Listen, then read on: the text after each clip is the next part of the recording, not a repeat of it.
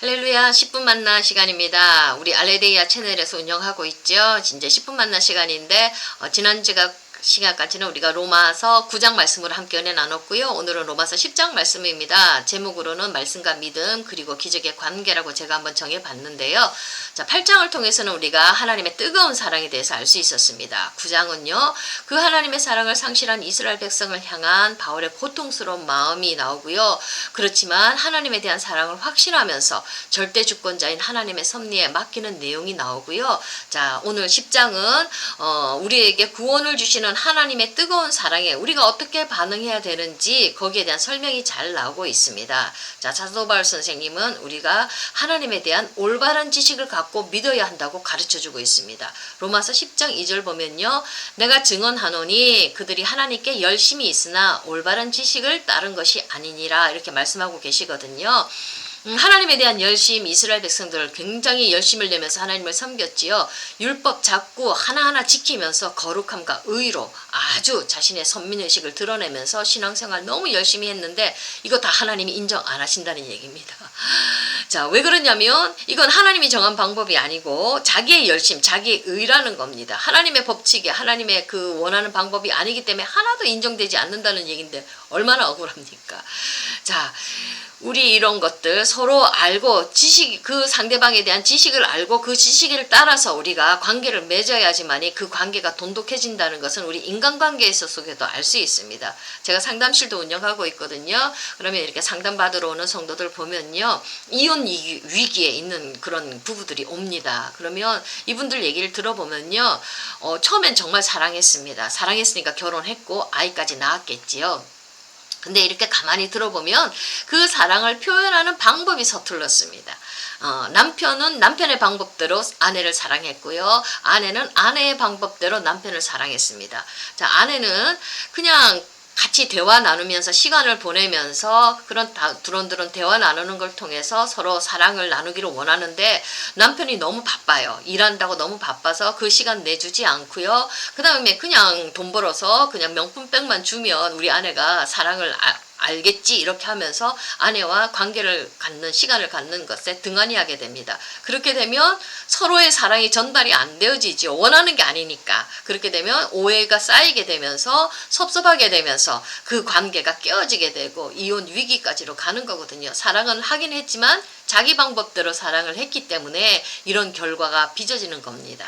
상대방이 무엇을 원하는지 상대방에 대한 지식이 없이 자기 방법대로 밀고 나갔을 때 이렇게 인간관계도 깨어지는 겁니다. 하물며 우리가 하나님을 섬기는 데서도 내 방법대로 하나님을 섬기는 게 아닙니다. 하나님이 정해준 방법대로 하나님이 무엇을 원하는가 거기에 대한 정확한 지식을 갖고 우리가 하나님의 방법대로 섬겨야 된다고 우리 사도 바울 선생님이 가르쳐주고 있거든요.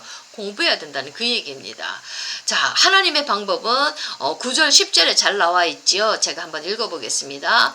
내가 만일 내 입으로 예수를 주로 시인하며 또 하나님께서 그를 죽은 자 가운데서 살리신 것을 내 마음에 믿으면 구원을 받으리라. 사람이 마음으로 믿어 의에 이르고 입으로 시인하여 구원에 이르느니라. 이게 하나님의 방법이거든요.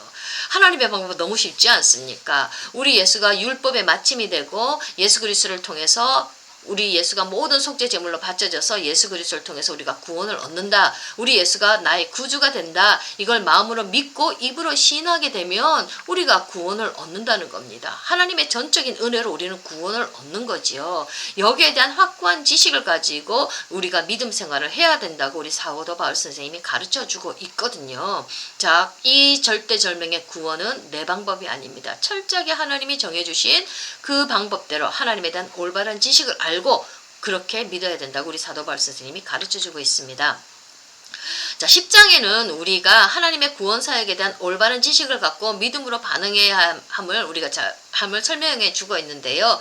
자, 이 믿음 너무나 귀하지요. 우리가 이 믿음에 따라서 구원을 얻기도 하고 구원을 잃어버리기도 하는데 이 믿음 반드시 지켜야 되겠지요. 근데 이 믿음을 어떻게 얻을 수 있는가에 대해서도 우리 사도 바울이 가르쳐 주고 있습니다. 자, 믿음은 들음에서 난다고 우리 다 한번 들어보셨지요? 자, 로마서 10장 17절 말씀입니다. 그러므로 믿음은 들음에서 나며 들음은 그리스도의 말씀으로 말미암았느니라 이렇게 말씀해 주고 계시거든요. 자, 들을 때 하나님의 말씀을 들을 때, 그리스도의 말씀을 들을 때 우리의 믿음이 생겨난다고 이렇게 말씀해주고 있습니다. 그러니까 우리 어떻게 해야 돼요? 말씀을 듣는 자리로 자꾸 나가야 되겠지요. 참 요즘 힘든 시대라서 우리가 예배 자리에 우리가 잘 나갈지는 못하는데, 반드시 본교회 그렇게 우리가 그 예배 속에서만 우리가 하나님의 말씀을 듣는 것은 아니죠. 그게 가장 우선적으로 그 자리에 들어가서 우리가 하나님의 말씀을 들어야 되겠지만, 그렇게 되지 못할 때는 우리가 또 개인적으로 성경 하나님의 말씀 공부하기도 하고요. 이렇게 유튜브를 통해서 다른 유명한 목사님들, 여러 다른 주의 종들이 하나님의 말씀을 가르치고 전파해주고 계시지 않습니까? 그런 말씀들을 우리가 들을 때, 자꾸만 들을 때 그렇게 우리 마음속에서는 믿음이 생긴다고 우리 사도 바울 선생님이 가르쳐주고 있습니다. 자, 사람과의 관계 속에서도 상대방의 이야기를 들어줄 때 상대방의 인격에 대한 이해가 생기고 더 깊게 소통할 수가 있습니다. 들을 때 지식이 생긴다는 그 얘기입니다. 소통이 이루어질 때 믿음이 생기고 관계는 돈독해지는 거거든요. 마찬가지로 하나님의 말씀을 들을 때 우리는 하나님을 깊이 이해하게 되고 하나님에 대한 지식이 생깁니다. 그러면서 하나님과 깊은 교제를 형성하게 되거든요. 그러면서 더욱더 우리에게 하나님이 우리에게 주신 믿음이 부어짐을 우리가 경험으로 알 수가 있습니다. 자, 그러니까 우리가 말씀을 들을 때 믿음이 자라나기 때문에 우리는 자꾸 말씀과 가까이 하는 삶을 우리가 살아야 되겠지요. 자, 그 다음에 이 말씀과 믿음은 어떤 관계를 맺고 있습니다. 말씀과 믿음은 떨어질래야 떨어질 수 없는 관계가 있는데 우리 그것도 한번 살펴보도록 하겠습니다. 자, 말씀은 우리의 길을 인도해 줍니다. 시편 119장 105절 나와 있는데 그 말씀 제가 한번 읽어드리겠습니다. 주의 말씀은 내 발의 등이요 내 길의 빛이니라, 이렇게 말씀해주고 계시거든요. 내가 걸어가야 할 인생길을 알지 못할 때 말씀은 걸어가야 할 길을 밝히 보여줍니다. 내가 가는 길을 인도해준다는 그 얘기죠. 우리 이제 젊은이들 어떤 직장을 가져야 될지, 어떤 직업을 가져야 될지, 그 다음에 어떤 사람을 만나서 결혼을 해야 될지, 이런 진로 문제 때문에 참 많이 고통스럽고 앞이 보이지 않을 때 캄캄함 속에서 정말 우리 젊은이들이 헤매고 혼돈 속에서 고통을 겪는데요. 자, 이럴 때 내가 어떤 길을 걸어가야 될지, 내 발이 어디로 가야 될지 모를 때 우리가 하나님 앞에 기도하게 되면, 자, 내 마음 깊은 곳에서 성령께서 말씀해 주시고 말씀이 떠오르는 그 순간이 있거든요. 그 말씀을 붙들고 기도하면, 믿음으로 기도하면 나도 모르게 자연스럽게 우리의 길이 열려지는 그런 것들을 우리가 많이 경험하게 됩니다. 그래서 말씀이 내 발의 등이라고 그랬지 않습니까? 내가 걸어가야 될 길을 비춰주는 그런 등불이라고 이렇게 말씀을 했는데, 우리가 기도함으로써 어떤 하나님의 말씀이 떠오를 때 그 말씀 붙들고 우리가 나아갈 수가 있다는 거, 내 길이 열려지는 역사를 우리가 경험할 수 있다는 거, 요거는요 우리 개인 신앙뿐만 아니라 이스라엘 백성들도 이런 것들을 경험했습니다. 이스라엘도 광야길을 걸을 때 광야라는 그 메마른 길, 정말 어디로 가야 될지 알지 못하지 않습니까? 나침반도 없었던 그 시대인데 온 민족 전체가 지금 움직이고 있는데, 자, 우리 하나님께서는 구름 기둥과 불 기둥으로 이스라엘 백성들을 인도하셨죠. 구름 기둥이 떠오르면 가야 되고, 구름 기둥이 멈추면 우리는 거기서 머물러야 됩니다. 구름 기둥과 불 기둥을 통해서 하나님의 음성을 듣고 광야길을 걸어갔는데, 자, 이렇게 하나님의 말씀을 듣고 믿음으로 반응하면서 걷기도 하고 또 멈추기도 할 때 이스라엘 백성들이 그 고통스러운 광야길을 잘 건너서 가나안 복지에 도달한 것을 우리가 알 수가 있습니다. 오늘을 사는 우리도 우리의 길을 인도하시는 이런 하나님의 말씀, 그 하나님의 말씀이 들려올 때 거기에 믿음으로 반응하면 우리의 앞날의 길이 열리는 그런 역사를 우리도 많이 체험할 수 있다는 거 우리가 잘 알고 있습니다. 자, 말씀에 또한 우리가 믿음으로 반응할 때 우리는 기적이 일어나는 것을 우리가 또한 경험으로 알 수가 있거든요. 그거는 마태복음 17장 22절에 우리 예수님께서 말씀해 주고 계십니다.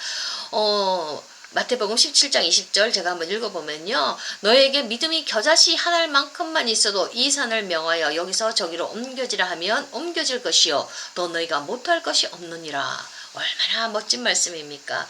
큰 믿음 아니죠. 태산 같은 믿음 아니죠. 우리 앞길에 태산 같은 어떤 어둠의 권세가 굉장한 고통이 역경이 이렇게 닥쳐왔을 때 캄캄하지요. 그 막 어떻게 이것을 해야 될지 모르는 그 캄캄함 속에 있을 때 우리에게 요구되는 것은 겨자씨 한 알만큼만 그런 작은 믿음이라는 겁니다. 얼마나 감사합니까? 우리에게 큰 믿음을 요구하시는 게 아니라 우리 예수님은 겨자씨 하나만큼 그런 작은 믿음만 우리가 가지고 있어도 우리 앞에 다가오는 이런 태산 같은 문제도 해결할 수가 있다고 우리에게 말씀해 주고 계시거든요.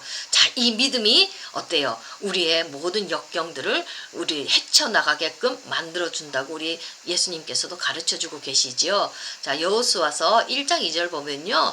여호수아에게 홍해를 건너라는 말씀을 주셨습니다. 얼마나 무서워요.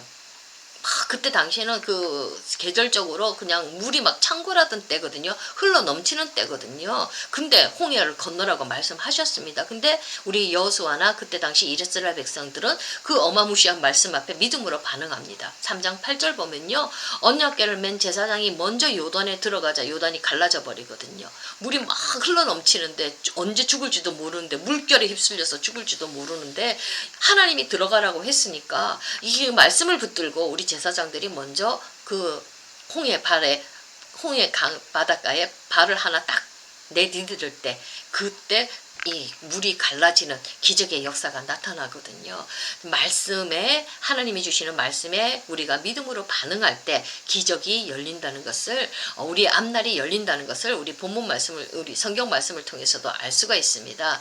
저는 기적 중에 가장 큰 기적은 우리가 말씀을 믿을 때 우리가 구원을 얻는 이 기적이 저는 가장 큰 기적이라고 믿습니다. 우리가 예수 그리스도의 말씀을 들을 때 그 말씀에 우리가 믿음으로 반응함으로 우리가 구원을 얻는 이것이 우리 삶에 다가오는 가장 큰 기적이고 축복인데 자 이런 그 큰 축복 말고도 우리는 말씀을 듣고 믿음으로 우리가 반응해 줄 때 믿음으로 반응해 줄 때 우리의 삶에 크고 작은 문제도 갈라지는 기적의 역사, 하나님의 축복의 역사도 우리는 체험하는 것을 우리가 본문 말씀을 통해서 우리가 알 수가 있었습니다.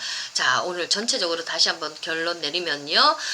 우리는 하나님을 믿기는 믿어야 되지만 믿음으로 반응해야 됩니다. 그 뜨거운 사랑에 믿음으로 반응하는 것이 우리 성도된 도리인데 막 내 마음대로 믿는 것이 아니라 하나님에 대한 올바른 지식, 정확한 지식을 가지고 우리는 믿음으로 반응해야 된다는 것을 오늘 본문 말씀을 통해서 배웠고요.